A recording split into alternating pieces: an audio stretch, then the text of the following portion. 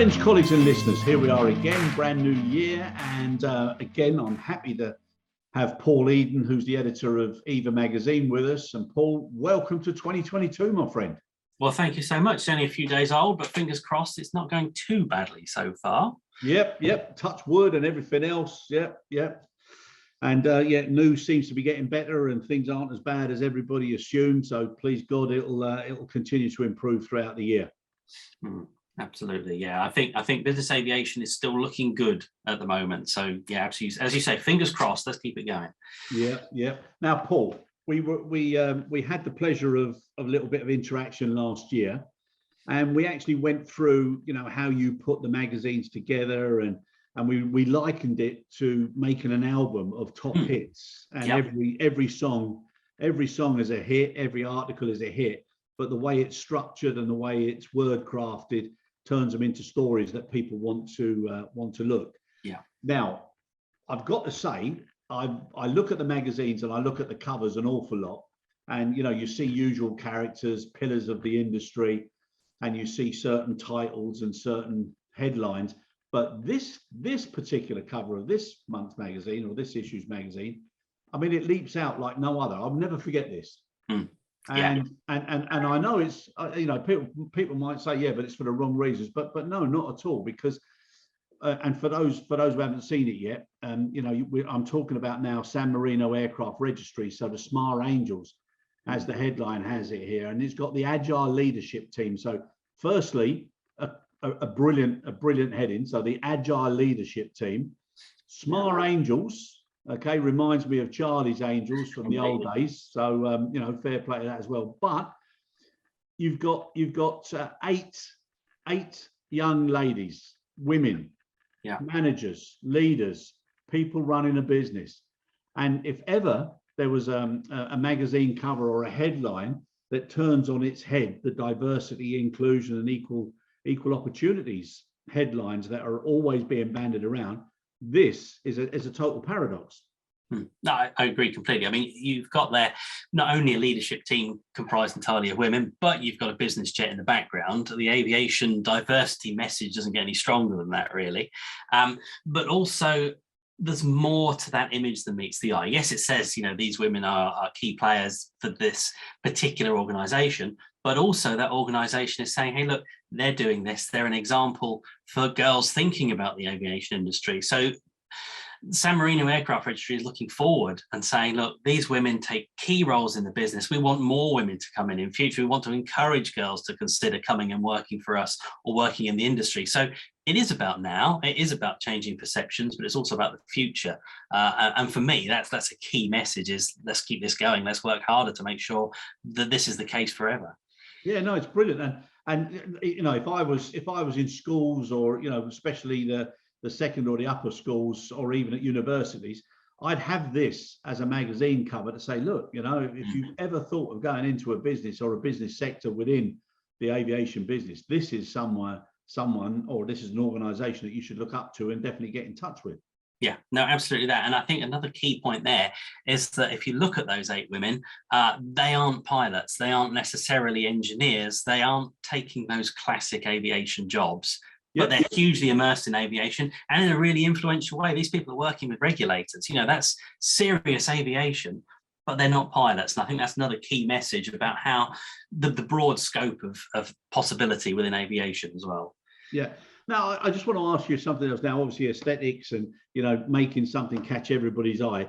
Who decided, or who asked to do this question? Because this picture, because I'm sure lots of people would question, well, why do you want us all parading out in front of the aircraft? And it's who came up with that idea? So the San Marino Aircraft Registry kind of identified that they had this group of women, and that in itself was a good story. So they went out, they took a series of images with the jet and some other images as well.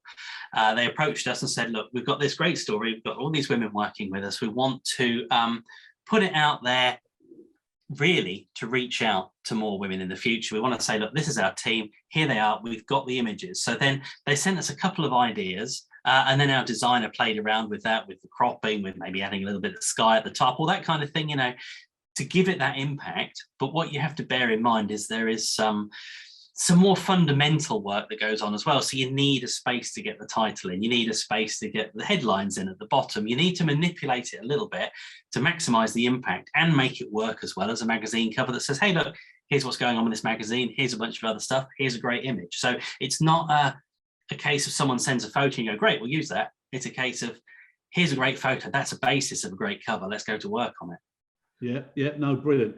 And the other thing I was going to ask you now as well is when you get into the story and what's behind it, what stood out for you? I think what stood out for me was how closely the registry works with the regulator.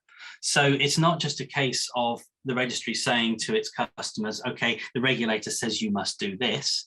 It's also a case that the people working with the registry are going to the regulator and saying, how do we enforce this? How does this work? Do you think we ought to be changing it this way? And in fact, one of the women pictured is the head of their legal team. So she's really deeply immersed in that work of not only ensuring customers are working to the standards, but in creating those standards as well. You know, and these are safety standards. These are life-saving decisions and standards that these people are defining. I just think it's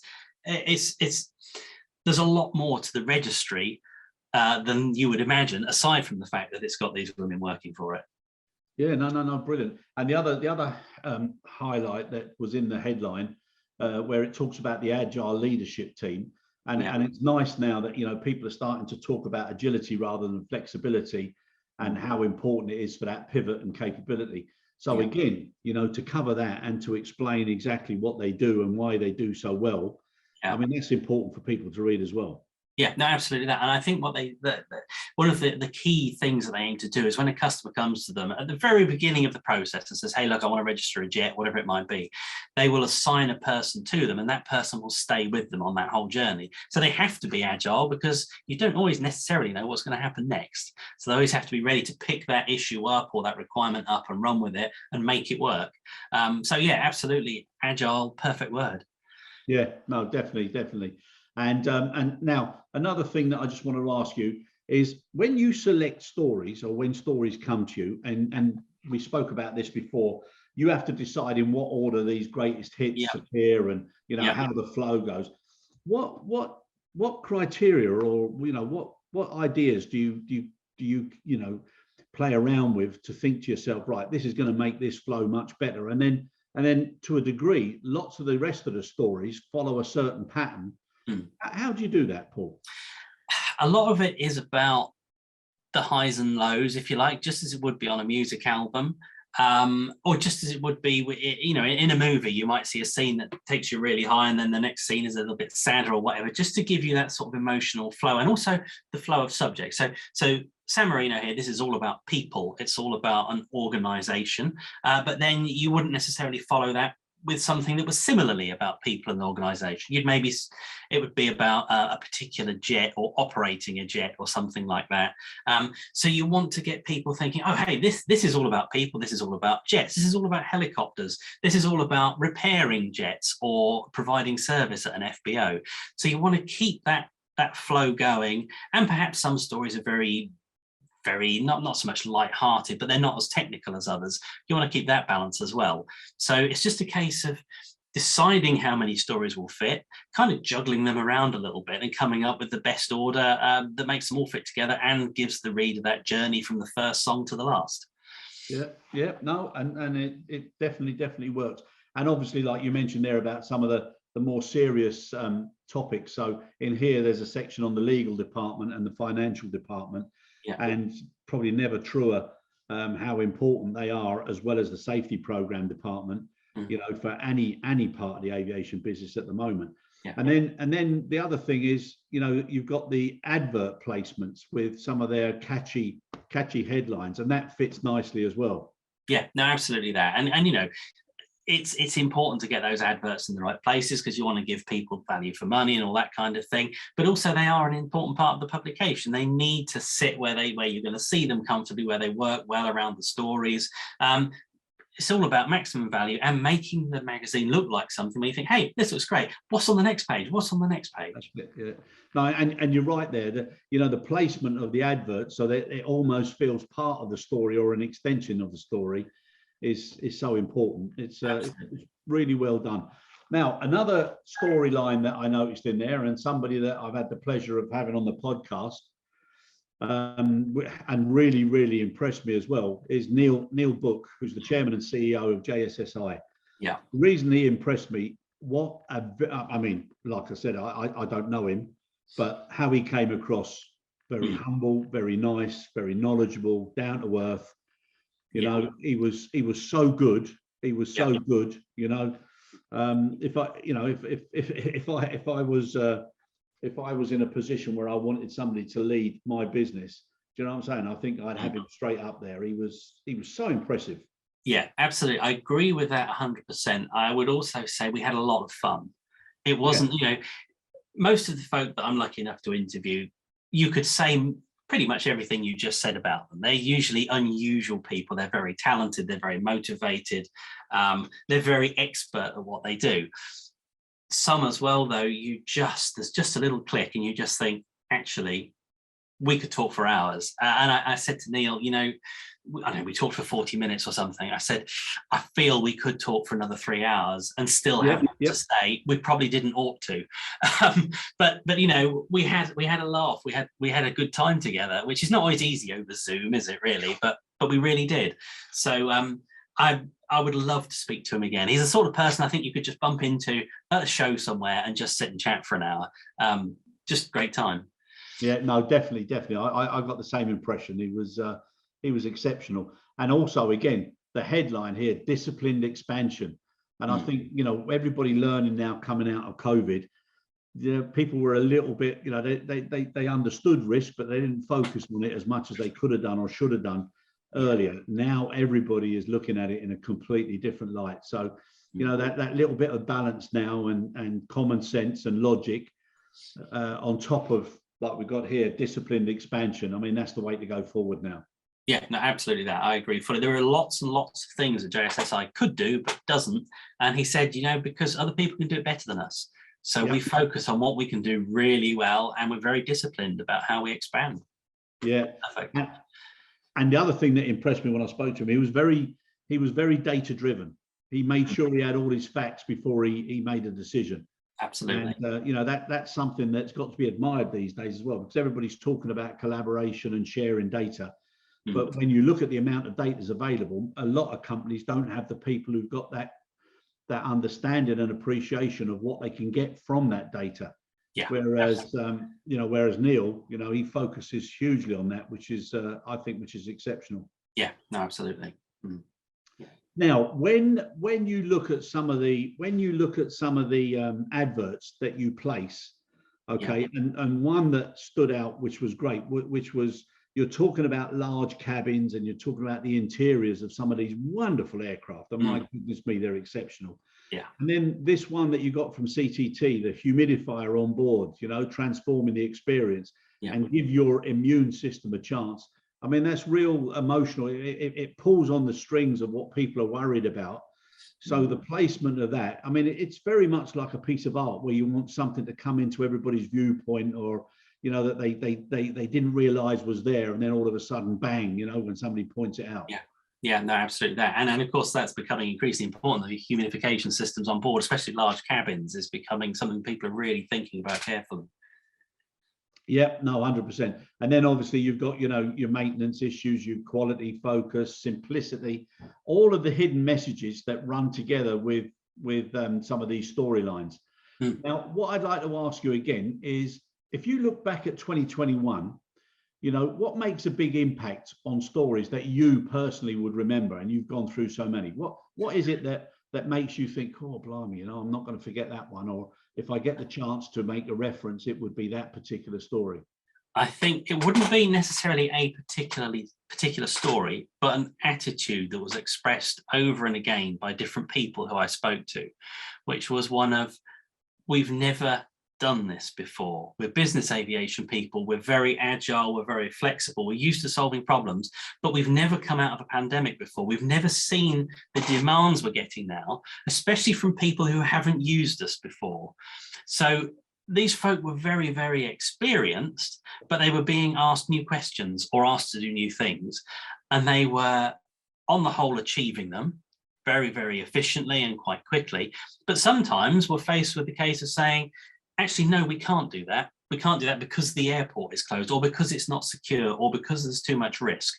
And when you're dealing with customers who are used to top class service and usually used to things working the way they hope and expect them to be able to say no, I think is quite important, and often the ultimate sign of professionalism. To say no, and here's why, is just as important as to being able to say, yes, let's go and do it. And I heard that over and over again, and that really did impress me.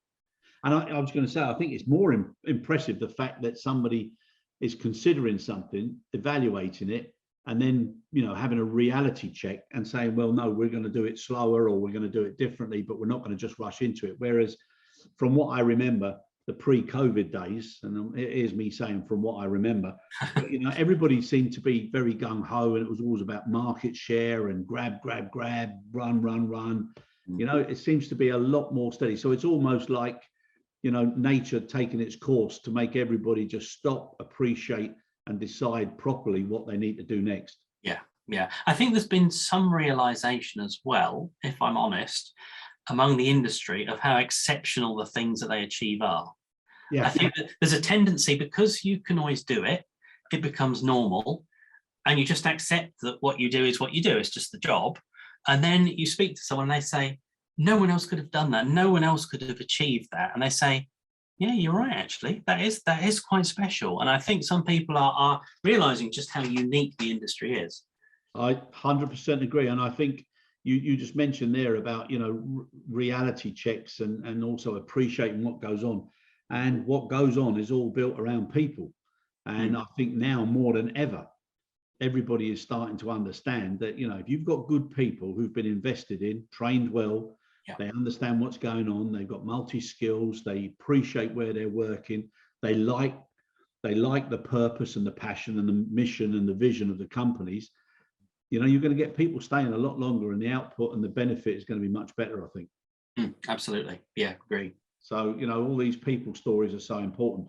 Now, what I'd like to just end with, and I'm just flicking through the magazine now, is somebody who I've also had the opportunity to have on the podcast, and I know, and he's an absolute gentleman, is Mohammed Hanno.